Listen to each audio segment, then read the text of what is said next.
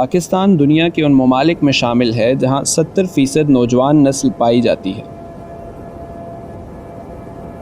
تیزی سے بڑھتی ہوئی آبادی کے لیے روزگار کا مسئلہ پیش آیا۔ ویکینسی بالکل آتی ہی نہیں، اور ویکینسی آئے گی تو اس میں بھی پہلے جو رشوت دیتے ہیں ان لوگوں کو ہی لیں گے۔ کہیں بھی کوئی انٹرویو کے لیے کال نہیں آئی، اور زیادہ تر یہی ہوتا ہے کہ ریفرنس مانگتے ہیں۔ جن کو بھی کہتی ہوں کہ آپ اپنے بچوں کو پڑھاؤ تو مجھے دیکھ کے یہ کہتے ہیں کہ آپ نے پڑھ لکھ کے کیا کیا۔ حکومت پاکستان نے بے روزگاری کی جنگ سے لڑنے کے لیے اور نوجوانوں کے روزگار کے مسائل کو حل کرنے کے لیے ایک پروجیکٹ شروع کیا جس کا نام کامیاب جوان پروگرام رکھا گیا۔ کامیاب جوان نے پاکستان کے جوانوں کی ترقی کے لیے 3 ایز پر کام کرنا شروع کیا۔ 3 ایز سے مراد امپلائمنٹ، ایجوکیشن اور انگیجمنٹ ہے۔ حکومت پاکستان نے امپلائمنٹ کے لیے 100 بلین، ایجوکیشن کے لیے 10 بلین اور انگیجمنٹ کے لیے 4 بلین کا بجٹ منظور کیا۔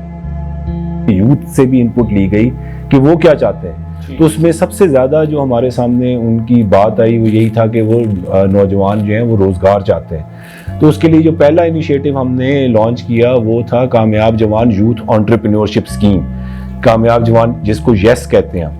اور اس کے اندر ہم نوجوانوں کے اندر جو ہے انٹرپرینیورشپ کے کلچر کو پروموٹ کرنے کے لیے، سیلف امپلائمنٹ کو پروموٹ کرنے کے لیے، ہم انہیں کاروبار کی ترغیب دینے کے لیے اس میں کاروباری قرضے جو ہیں وہ رکھے گئے ہیں بڑے آسان شرائط کے اوپر۔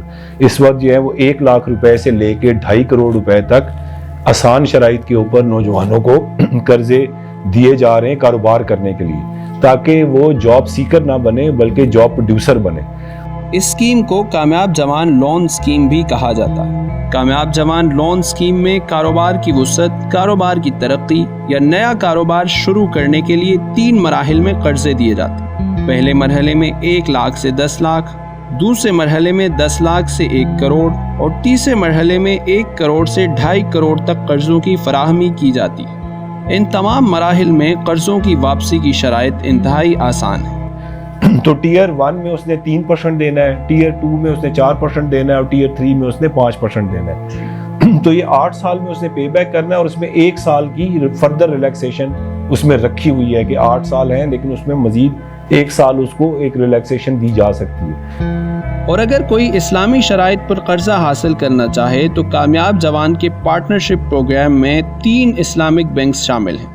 کامیاب جوان لون اسکیم کے تحت اب تک 21,000 سے زائد لوگ چھوٹے بڑے قرضے آسان شرائط پر حاصل کر چکے ہیں، جس سے لوگوں نے مختلف قسم کے کاروبار کیے۔ محمد آصف جو کہ راولپنڈی کے رہائشی ہیں اور ایمبرائڈری کا کاروبار کرتے ہیں، انہوں نے حکومت سے کامیاب جوان کے تحت قرضہ لیا اور اپنے کاروبار کو وسیع کیا۔ کپڑا اپنا لے کے فیصل آباد سے، تو اس پہ اپنی کڑھائی کی، اس پہ اپنی ڈیزائننگ کی، اپنی مارکیٹ سے ہٹ کے آپ نے جیسے دیکھا وہاں پہ ڈیزائنر بیٹھا ہوا تھا آفس میں، تو خود ڈیزائننگ کی، اس میں خود کپڑا مطلب کہ مارکیٹ میں دیا، تو اس کا رسپانس میں بہت اچھا ملا۔ سونیا ناز نے گورنمنٹ کی اسکیم سے فائدہ اٹھاتے ہوئے اپنی بوتیک کا کاروبار شروع کیا۔ میرا نام سونیا ناز ہے، میں ایک کلاس آرٹسٹ ہوں، ایکٹیوسٹ ہوں، میں فیشن ڈیزائنر بھی ہوں۔ تو چونکہ فیشن ڈیزائننگ جو ہے یہ میرا ایک آپ کہہ سکتے ہیں یہ میری ہابی تھی، سو میں نے فیشن ڈیزائننگ کے پروفیشن کو سلیکٹ کیا۔ اور جب مجھے پتہ چلا کہ کامیاب جوان وزیر اعظم صاحب نے لانچ کیا ہے، میں نے نیوز میں دیکھا کہ یہ بہت اچھا انیشیٹو تھا۔ کہ آپ نے دیکھا ہوگا کہ آج سے پہلے ہمیشہ 2 کالم ہوتے ہیں، ایک مرد ایک عورت، تیسرا کالم ہمیں کہیں بھی نظر نہیں آیا۔ کامیاب جوان سے قرض حاصل کرنے کا طریقہ انتہائی آسان اور مختصر ہے۔ کوئی بھی شخص کامیاب جوان .gov.pk پر جا کر قرضے کے حصول کے لیے آن لائن فارم فل کر سکتا ہے۔ فارم کو فل کرتے وقت اپنی مرضی کے بینک کا انتخاب کیا جا سکتا ہے۔ کامیاب جوان کے اس پروجیکٹ میں 21 بینکس کامیاب جوان کے پارٹنرز ہیں، جن میں 3 اسلامک بینکس بھی شامل ہیں۔ یعنی اگر کوئی شخص اسلامی شرائط پر قرضہ حاصل کرنا چاہتا ہے تو وہ اسلامی بینک کا انتخاب کر سکتا ہے۔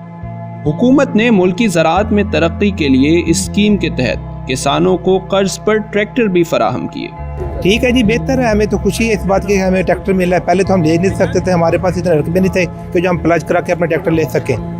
پاکستان گورنمنٹ کی اسکیم سے فائدہ اٹھاتے ہوئے عوام نے مختلف شعبوں میں چھوٹے بڑے کاروبار شروع کیے اور ملکی سرمایہ کاری میں اپنا حصہ ڈالا، لیکن اس کے ساتھ بہت سے امیدواروں نے شکایات کی کہ انہیں قرضہ کے حصول میں بہت سی مشکلات پیش آئی۔ ہمیں اپلیکیشنز جو ہیں وہ بہت زیادہ آئیں، 15-16 لاکھ کے قریب اپلیکیشنز آئیں، اس میں بہت سارے جو ہے 2-2.5 لاکھ کے قریب تو آپ سمجھیں کہ جنہوں نے اپنی ایج غلط لکھی ہوئی تھی وہ نادرہ ویریفیکیشن کے اوپر ڈراپ ہوئے.